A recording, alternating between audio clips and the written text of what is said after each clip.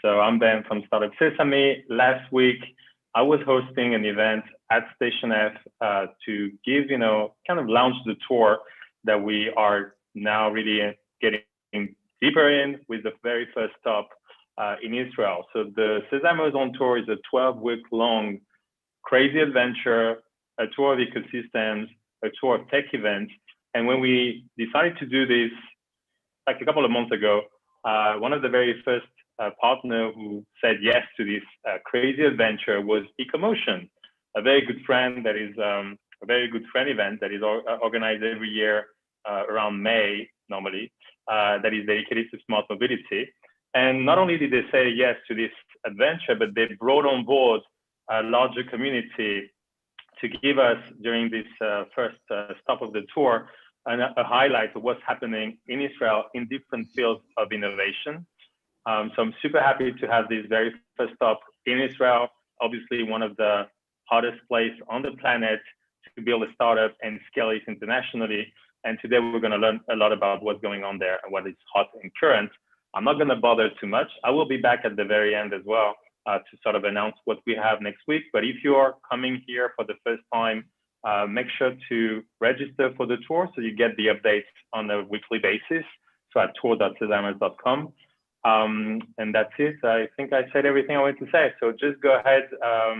If you cannot watch it on your phone, just like a very small detail, but if you want to watch it properly on your phone, there is a link below the live stream to check the mobile version, but you can also see it on YouTube or Facebook Live. Okay, so there is plenty of places where you can watch the content and catch up, with our amazing speakers. That's all I wanted to say. Sesamers on Tour, first stop in Israel. I'm pleased to welcome the moderator of this entire session from Israel Innovation Institute, Tal Biran. Tal, how are you? Hi, thank you, Ben. I'm great. I'll start with sharing my screen. I'll try to be very short in order to leave enough room for my dear colleagues. So I'll just present the Israel Innovation Institute, and thank you, Ben and Amanda and everyone for having us with you. So before I'll present the Israel Innovation Institute, I'll present myself and my colleagues so you know what to expect. So my name is Tal. I'm the Director of Strategic Collaboration of the Israel Innovation Institute. I will be followed by Eviatar, the Executive Director of EcoMotion. And then Yoav Fisher will present HealthIL, our digital health innovation community, followed by Uriel Klar, the Director of PLANETech, Climate Change Innovation Communities. And then Sinai, Gohar, Barak will present DeserTech for desert technologies. And last but not least, Shiran Mostovoy will present GrowingIL, our advanced agriculture community. So who are we? So the Israel Innovation Institute is a 10-year-old non-for-profit NGO, which is focused on accelerating innovation processes in Israel, but not only.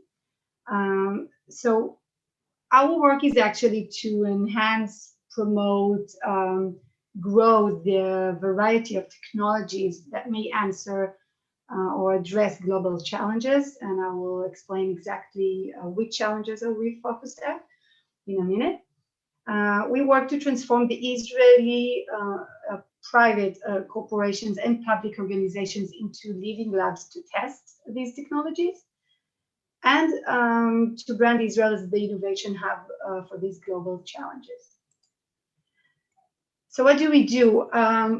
We have a proven methodology which helps us to work, in which we support the supply of innovation, meaning the startups and other tech companies.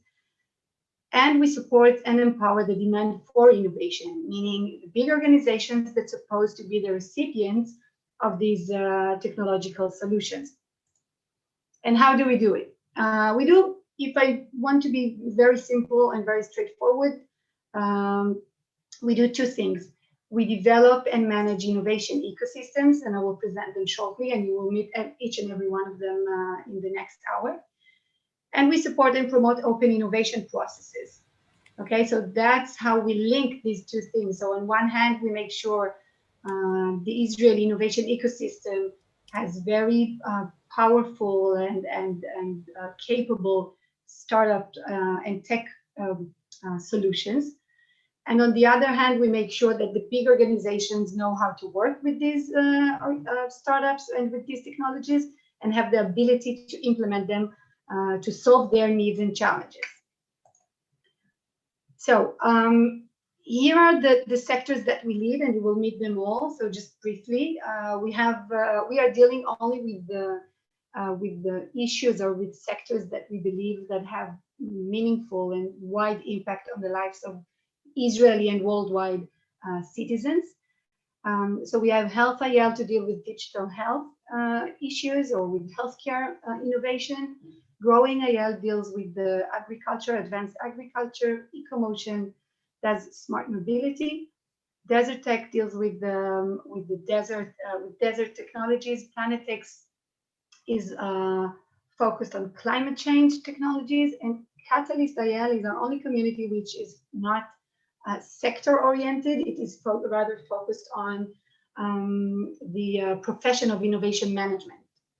So it helps innovation managers do their work better.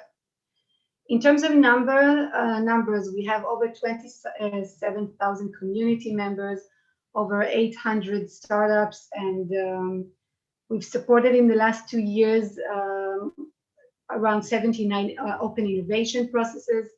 We have sub-communities of innovation enablers, which are these people in organization, which we call, the drivers of change, the one that helps us within the organization to take things forward. We have professional courses within Israel, and actually more of them are for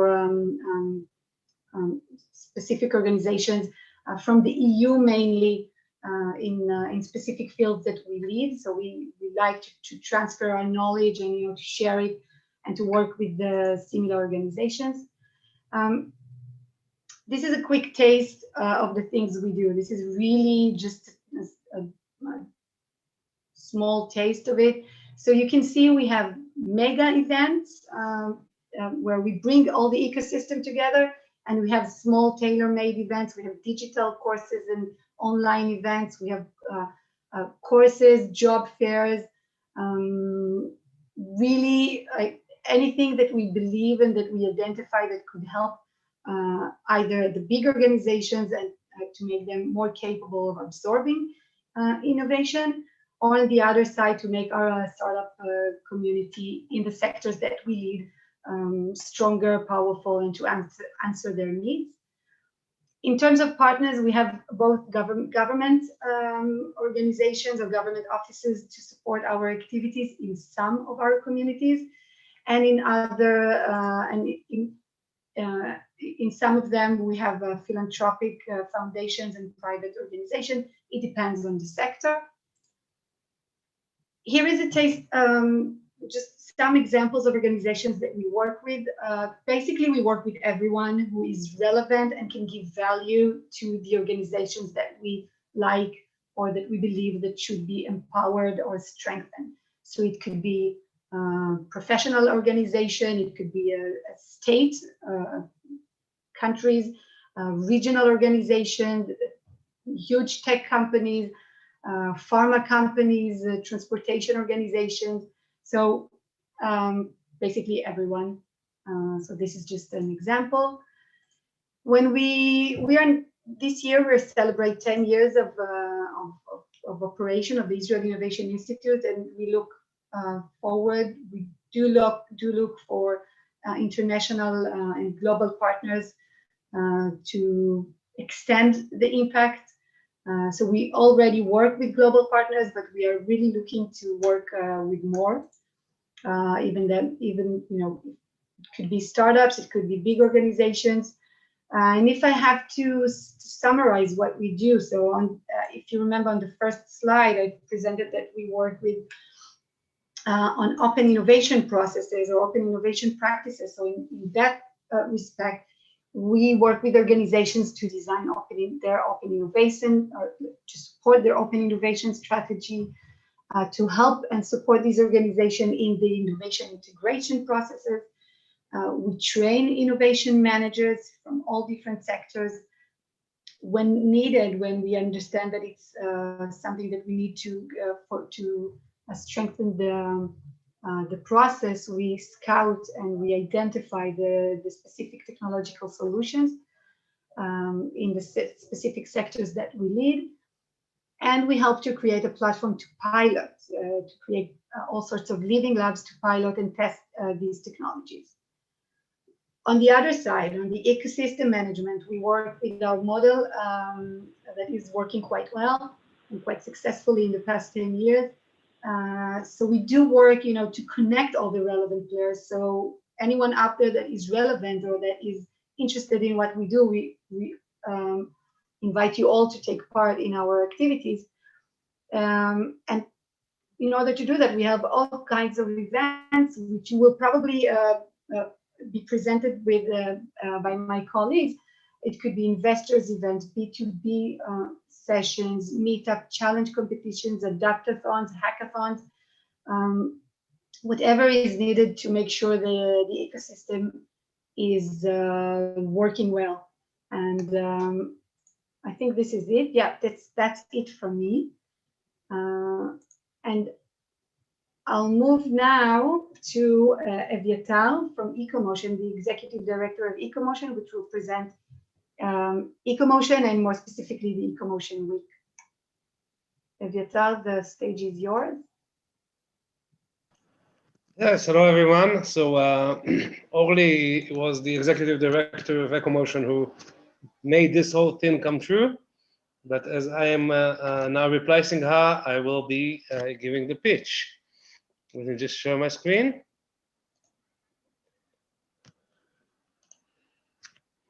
Okay, so following on what Tal said, I'm going to tell you about how EcoMotion Smart Mobility Community was created and transformed the local and probably the global sphere of innovation in mobility, in smart mobility. It used to be that when you think about Israel and the automotive industry, what you have in mind was this. Till about 10 years ago, you had these vehicles that were manufactured in Israel, and they were made of materials that camels loved eating. So they were chewed on. And this was true as long as the vehicles were this mechanical box on wheels. But these days, Israel is just the frontier of transportation technology. How did that come to be? It is all a result of the global trends and the digital era. Because nowadays, we think of cars as computers on wheels. And if cars are computers, what we need for them is more software. And if what we need is software, Israel has a real potential to become a significant player. And based on that premises, and based on the fact that already at 2012, there was some activity in Israel. So Mobileye, that everyone knows, and Waze, Better Place, which used to be really big, and also General Motors opening an R&D center in Israel. That was the situation in 2012 when EcoMotion was established as a smart transportation, a smart mobility community. It's a joint initiative of the Smart Mobility Initiative in the Prime Minister's office, the Ministry of Economy and Industry, and the Institute, the Israel Innovation Institute that Tal has described. We aim to position Israel as a global innovation center for smart mobility, and almost 10 years after the initial establishment, I can tell you that this has already happened. For mobility, as a smart mobility community to exist, we need connections to high-tech, to international companies, to policymakers, to the academia, to the industry, to the government, and to maintain a community of entrepreneurs.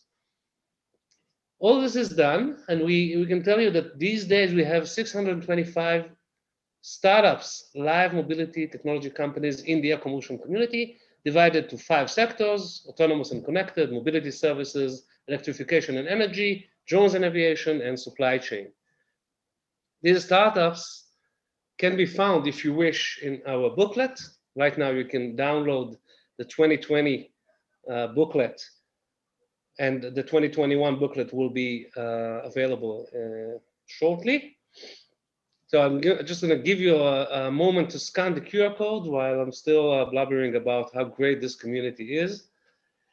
But apart from having startups in the community, the fact that there is a hub in Israel for innovation in smart mobility has also drawn a lot of international players, OEMs, tier ones, train companies, insurance companies, hardware manufacturers, investors, etc., etc. There really is an amazing amount of activity by multinational players in Israel, all seeking innovations or collaborating with Israeli companies. What is it that we do that actually allows for that to happen? So we mentioned community.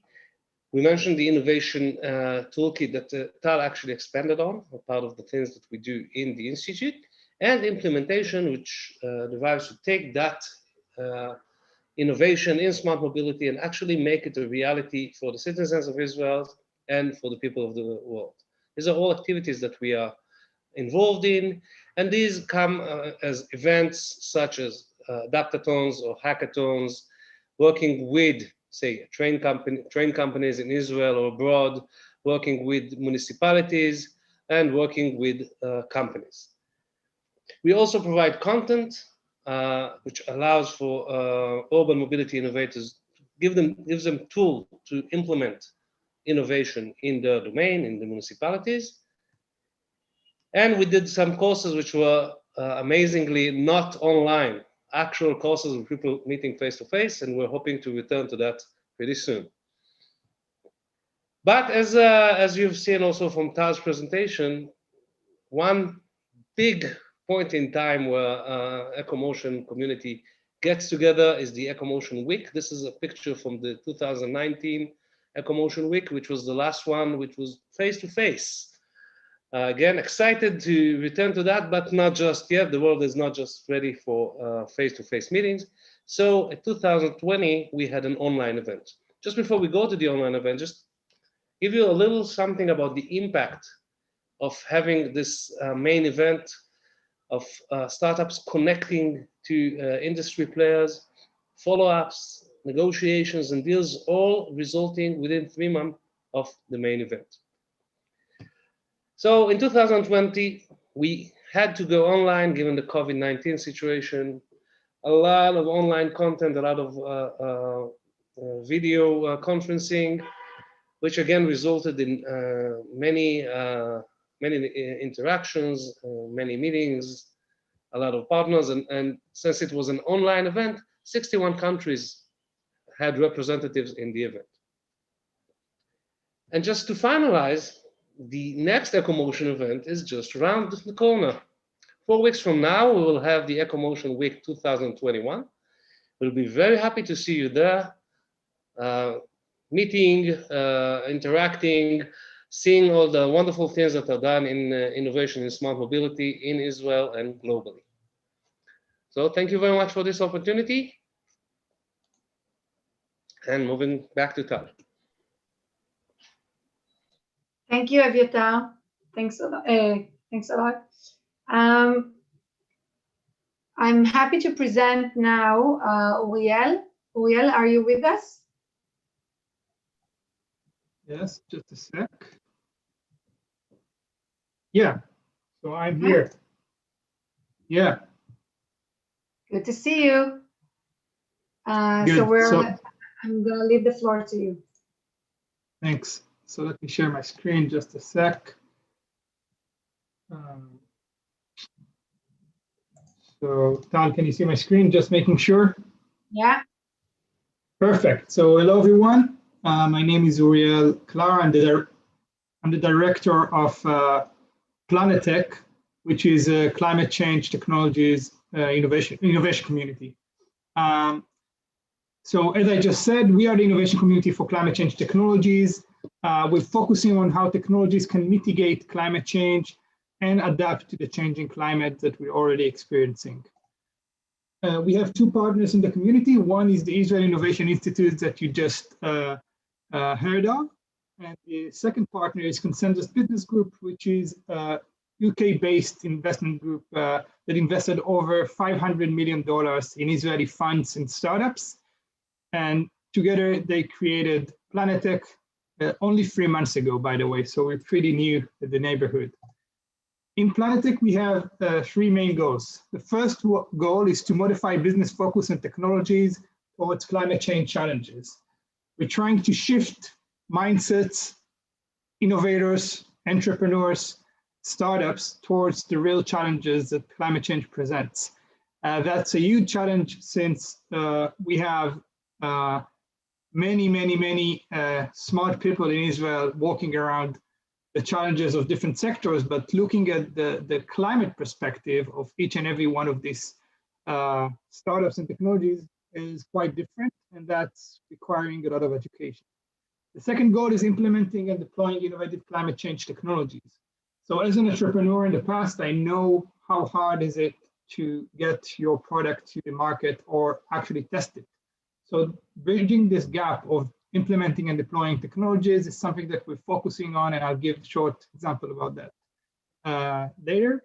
Lastly, we're trying to build an active global network of climate tech innovators, and we're trying to position in here Israel as an international focal point for climate change technologies, and that's across different sectors, as I just said.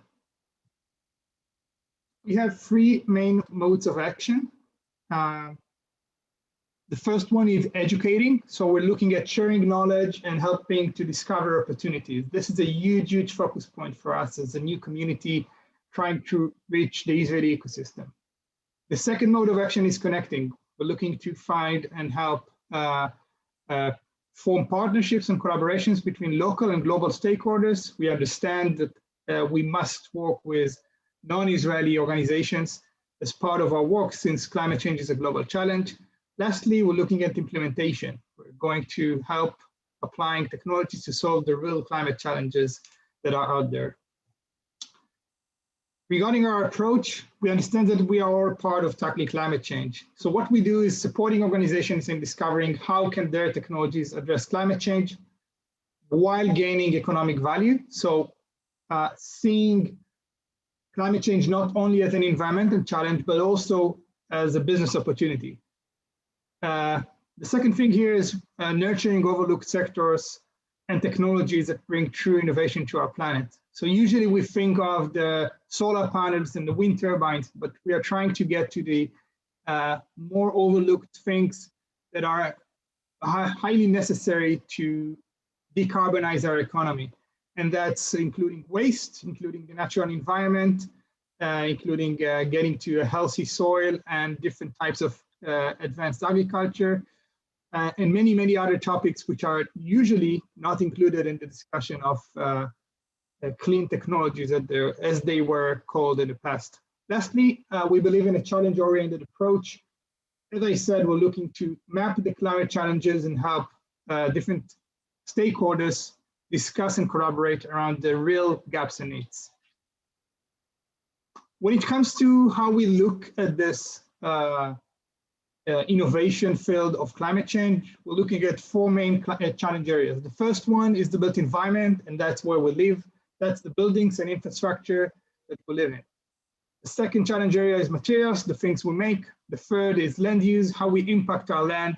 And the last one, and not least, an important nature, what we need to revive. If I just give some examples for each and every one of these. With the built environment, we're looking at optimizing energy infrastructure, focusing on renewable sources, improving construction processes, and looking at zero carbon buildings, and of course, accelerating sustainable mobility solutions. With materials, we're looking at sustainable manufacturing and circular material flows, looking at waste as a resource and not just as waste, and of course, capturing and storing atmospheric carbon, which is a huge opportunity right now.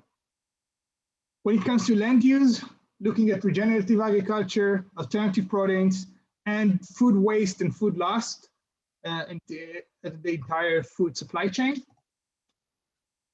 lastly, nature. So looking at prevention of wildfires, supporting forest restoration, and managing our oceans and water resources in an holistic approach, but also looking at weather patterns, air pollution, and extreme weather disasters. So when we look at all of these four, we can see how can we try and tackle each and every one of the climate change challenges. And of course, there's many, many other aspects to it that we're getting to learn, understand, and also educate the ecosystem on. I do want to share 2 examples of projects that we already have undergoing. The first one is a call for actions that we sent out regarding an oil spill in Israel's coastline. So 160 kilometers of coastline in Israel were filled with oil. And what we did here is trying to identify technologies that can support the remediation efforts, but also preventing a similar case. And we had a very nice pilot here where we had a startup from the Agtech sector detecting tar pollution, small tar particles on the coastline.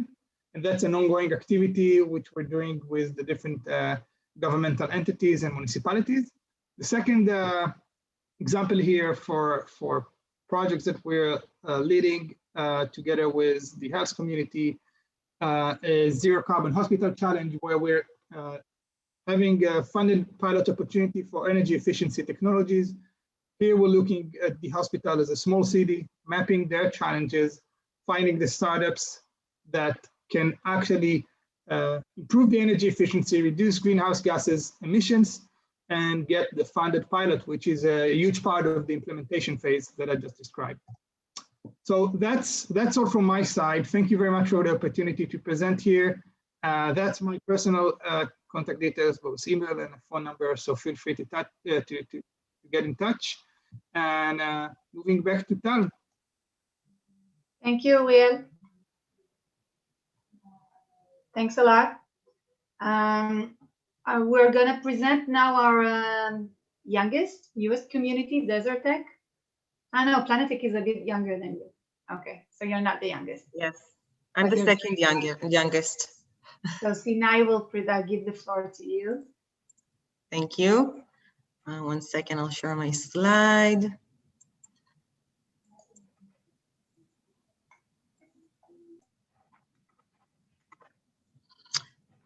Okay, so nice to meet you. My name is Sinai Barak, and I'm developing the ecosystem in DeserTech, which is also a climate technology community. I will share why DeserTech, what we do and how we do it. I'm also working with Sivan Cohen-Shechari, who is currently on maternity leave, so Mazal Tov Sivan. So why DeserTech? Currently, drylands are covering almost half of the planet, 46% of the global land area, and they are home to 20% of the world population. And the drylands are expanding very rapidly. And they're expanding due to desertification. Desertification is the #1 cause for water stress, for habitat degradation, for drought intensity. And it's a major global challenge. And by 2025, 23% of global population will be living under water stress conditions. So this is the current situation that we're facing at the moment. And I want to share with you the Israeli desert. I want to talk a little bit about the Israeli desert, the Negev. So the Negev is covering almost, I think it's 55% of Israel's land area. It's located in the southern part of Israel, and it's part of the world desert belt. And it's also a place of a lot of research and science and technology. The Negev has very established institutes and assets in research, in very strong academic institutes, such as Ben-Gurion University and the Desert Research Institutes. It's the home of a lot of technologies that were born in the desert due to the constraints of actually living in the desert, having to survive and wanting to live a modern life. It has regional R&D centers spread out throughout the desert, helping farmers to grow crops and to adapt their crops to the salinity of the soil and to the dryness of the soil. And it's also home for very strong leading industry players. So on the one hand, we see a growing demand for desert solutions due to the desertification, due to the fact that more and more governments and population are facing water stress and are facing desert challenges. So this is on the one hand, and on the other hand, there's the Israeli knowledge located in the Negev, a lot of knowledge and research and technology, and we want to utilize that, and that's what led us to establish the DeserTech community. The DeserTech community, as Tal said, it's the second youngest community in the Institute. It's less than a year old, and it's a joint venture of two organizations. One is the Merage Foundation Israel, a foundation that is very operating over 15 years in the Negev region, and the Israeli Innovation Institute, and also Ben-Gurion University is a partner of this community. So a little bit about our mission. Sorry, wait, okay. So first of all, we want to promote technologies that address and solve desert challenges. This is just like our sister communities. This is one of our first and most burning missions. And we also want to help technologies that don't know that they can, that they are desert technologies yet. We want to help them know that they can solve a desert problem. So we want to promote the adaptation of existing technologies to desert challenges, and we want to position Beersheba as the capital of Israel's desert, and the entire Negev region as the global entrepreneurial hub and center for these technologies, and as a growth engine to the area. So this is our mission, a little bit of how we do it. So just like I think Eviatar mentioned, and just like all the ecosystems and all the communities in the Institute, we want to bring together all the relevant players around the desert challenges, around the topics that are interesting for them. We want to push and promote the entrepreneurs and bringing everyone together, and we do it in different ways. Like Tal mentioned, different events and meetups, and I'll also share with you some in a second. But I also want to call for you, if you have, if you want to be part of the community, please feel free to contact, and I will give you all the details in the end. So we want to bring together all these players and be the vocal point for them and connect them. A little bit of what is DeserTech. When we talk about desert technologies, what are we looking for? So currently we're looking at 4 verticals: water technology, infrastructure, renewable energy, and agriculture in the desert. And in each vertical, we're looking for the solutions that are specific to the desert needs. So when we look at water tech, we of course look at solutions for water scarcity in the desert, for water accumulation, for flood mitigation, and also for a purification of water, because apparently a lot of the water, the desert is not only lack of water, it's also lack of clean water. So again, these are the types of solutions that we're looking for. When we look at infrastructure, we can also look at the different materials for building. Maybe a material has a cooling effect; it can cool itself, and by that reduce the energy consumption. Renewable energy. So of course, harvesting the sun and the heat is done already in fields in the desert in Israel, but also microgrid and off-grid solutions for remote population in the desert, and desert agriculture. So we're talking about precise irrigation in the desert, crop adaptation, sustainable agriculture that will reduce the degradation of the land, and more. I'll give 2 examples of 2 things that we did not so long ago that I think that can give a good example of how we operate both in a national level and in a global, more regional level, because we do want to promote the region as a growth engine, and we do want to promote the entire ecosystem of DeserTech. So we did the Merage DeserTech competition. It was a competition calling for technologies in Israel that has a solution for desert challenges. We had 4 tracks in each of the verticals that I just showed you, and we had judges from and partners from leading industry and government players, Makorot, Netafim, Netivei Israel, and Enel. We had 4 tracks, and these are the winning teams. So just, I won't have time to share what each of them is doing and the very unique and interesting solutions that they have. But I'll just say that first you can Google them, but also just for an example, Solid are, as I said, water in the desert are not only scarce, but are also very dirty a lot of the times, and Solid has a purification system using LED lamps. Very interesting patent. Luminescent, they're doing renewable energy in a very interesting way. They're harvesting both the sun and the heat energy at the same time with the same receiver and manufacturing a lot more energy and more efficiently. So you can also search them up later, and these are our winners.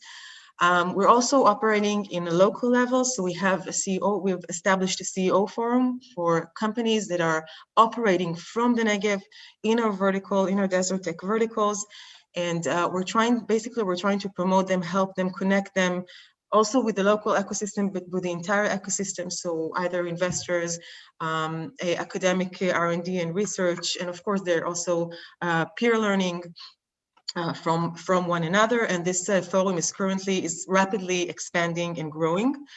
And I think that for the future, I want to mention 2 things. One is that we want to connect and map more and more technologies to meet desert challenges. So we will hopefully launch a marketplace for desert challenges, connecting the technology to the needs of the industry and governments. And as I said, the DeserTech community is also a growth engine. It's a growth engine for our region, for the Israeli desert, for the Negev. And the Israeli desert is very accessible. It's not very big, and it's very, very accessible. It can be a great beta site for startups, for companies who want to test their technologies. And we really want to bring expedition and international conferences to come and learn here and to do mutual learning. And I think that's it for now. Thank you very much. And this is my email.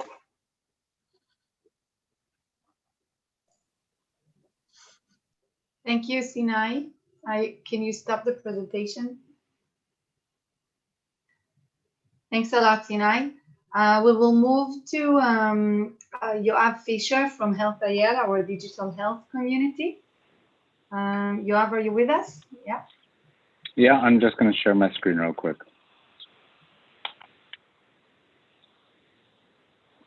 Go for it. Okay. Everyone see? Yeah. So HealthIL is the digital health community of the Israel Innovation Institute. Our focus is strictly based on a challenge-centric, holistic approach to fostering integration of technology into healthcare, both in Israel and as much as we can abroad, given the fact that we're here. Just briefly in numbers, we have over 900 startups just doing digital health, or what's called digital health, meaning no molecules, no deep biotech. But in addition to that, we work holistically, meaning we work with multinational corporates who are here in Israel, the various healthcare organizations, governmental agencies, and we sit in between all of them. Our focus is always on the challenge of integrating technology into healthcare. And the reason that it's so challenging is because you not only have to improve health, but you also have to improve, or at least not harm, healthcare economics.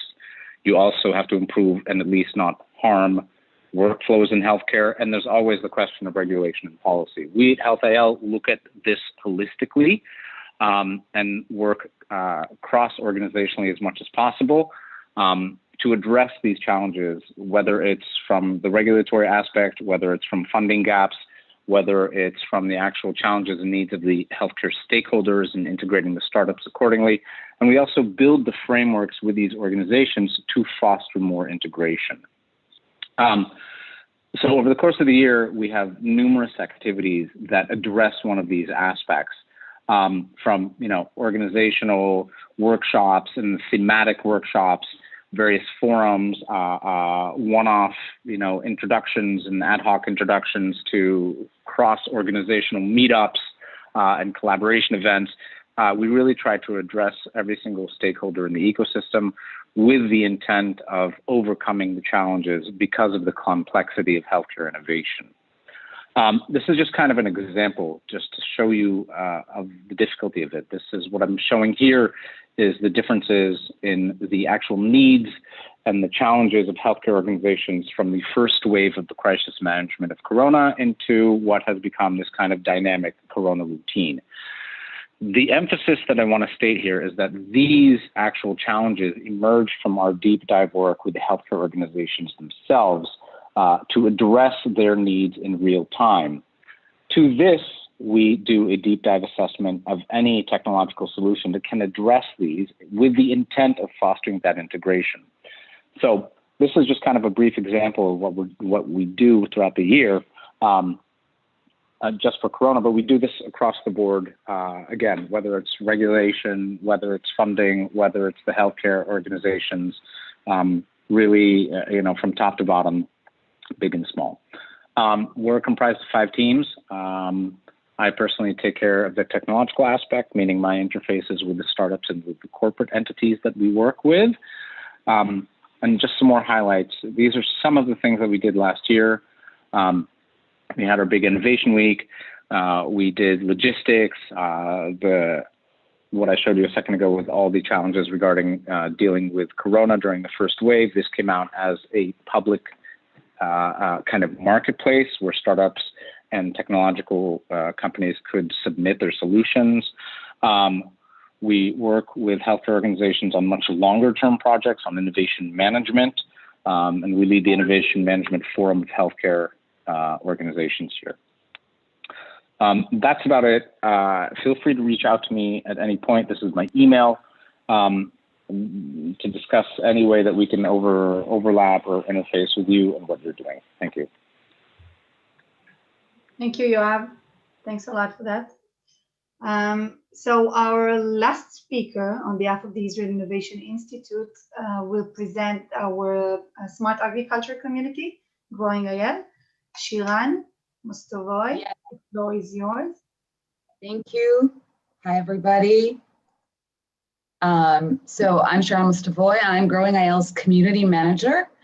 And basically, GrowingIL, what it means is, as our tagline says, agriculture community. Israel is one of the top innovators in agriculture and has been since the 70s, I assume.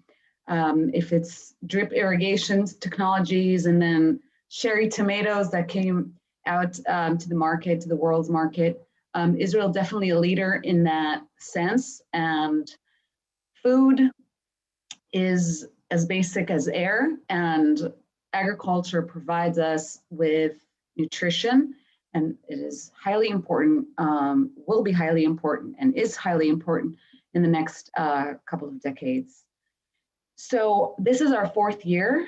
Our mission is divided into 3 parts. GrowingIL is, first of all, a governmental initiative that is funded 50% by the government and 50% by in-kind sponsorships, etc.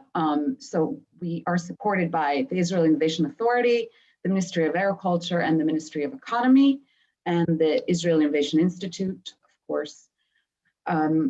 Okay, so our mission is divided to 3.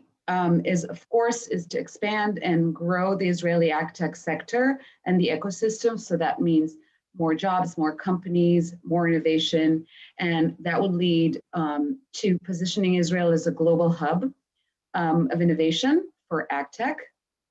And the 3rd mission is to make sure that that innovation is implemented in Israel. So that everybody can enjoy it. And of course, to help answer some of the world's food problems that are going to arise in the next couple of decades. So our unique position is that we are agnostic. We work with everybody. We don't have any direct business interests. We have about 500 Agtech companies in our database. We work with government, academia, agribusinesses, investors, and other service providers. And we work in two strategic channels. The first strategic channel is called ecosystem development. It is comprised of 4 elements. The first is events. We curate events throughout the year. Well, before Corona, those used to be physical events. Currently, there are webinars or other online meetups or workshops. So we curate those events according to our community members' needs. And the second component is tools. From time to time, we create a new tool. I want to present to you just a few examples of the tools we provide to our community members. The first one is the Agtech Marketplace, which connects entrepreneurs and startup companies with farmers for pilot purposes. So it's like a Tinder. We do kind of the matching between the farmer and the startup. And of course, most of our activities is free for our community members. During COVID-19, we started a mentoring program. We noticed a lot of people got stressed out, and rightfully so. That it has been a stressful year, and it still is in some places in the world, more so than others. So we started this program in which experts from different fields gave 1 hour of their time to advise young companies. Another tool, which we recently renewed, is our investors map, our Agri Food Tech investors map. We have about 90 VCs and funds there. And a startup can go in, filter according to their either product stage or subsector that they're in, and just find the best fit to go ahead and raise funds for their next step. The third component of this channel of activity is our online community. We have 870 LinkedIn page followers. We have the monthly newsletter distributed to about 4,200 members each month. And we have a very lively and vivid Facebook group going out that is available for 2,800 people. And we're very active there in presenting all kinds of opportunities and events and news in Agtech worldwide and locally. And the fourth component in this strategic channel of activity is connections, because we are, a juncture of information, like kind of a human CRM. We know a lot of people. We want to get to know a lot of people deeply. We meet with everybody that is in our community. And so we make connections between different players in the ecosystem. So just a little bit about numbers. We've had about 7,000 people who attended our events in the past 4 years. We've made about 1,000 connections between Israeli startups and global investors and others. We offered about, presented, we did not offer these job offers to work directly with us, but we helped about 800 people to find a job in the field. And we were part of 60 successful POCs between farmers and startups. I'm going to move on to the second channel of activity that we work in. It's basically an open innovation process. We connect between the industry and the high tech. So by industry, we mean farmers, agribusinesses, other players on the value chain, retail and food, and between entrepreneurs, startups, and Agtech companies. And the final goal here is to create a POC or a pilot or a beta site, some kind of implementation of that innovation, of the product, of the idea that companies have. So for instance, about 2 years ago, we connected with Bayer Crop Science, and we created a hackathon that focused on automating phenotyping in vegetables. And it was a successful 3-day hackathon. And I think I'm sure they've implemented that idea that came up through those 3 days here in Israel. And to conclude, GrowingIL's value proposition is that we serve as a gateway to the Israeli Agtech ecosystem. We're connecting global entities with relevant technologies based on their needs and challenges. We're creating events, professional content, and a variety of opportunities for our members. And as I mentioned, we tailor-made open innovation process for agribusinesses, such as Bayer Crop Science, and most recently, Adama, which we had a challenge competition with them regarding in crop protection. So just to sum up, we are always happy to connect with everybody on every level and see how we can coordinate and collaborate or coordinate some kind of event or collaboration. And you're more than welcome to join our Facebook community, sign up to our newsletter, join us on LinkedIn, and shoot an email if you want to connect even further. Thank you very much to Sesamers for this opportunity, and thank you, Tal. Thank you, Shiran. Thanks a lot. So this is it from us, from the Israel Innovation Institute. Ben, thank you so much for having us, and good luck the rest of the tour. I think I'll give the floor to you now. And obviously, everyone who wants to contact us is very much welcome.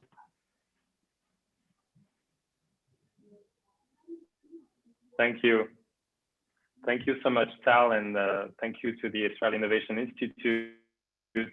I learned a lot about everything that's happening in Israel in a very short amount of time. I really like that.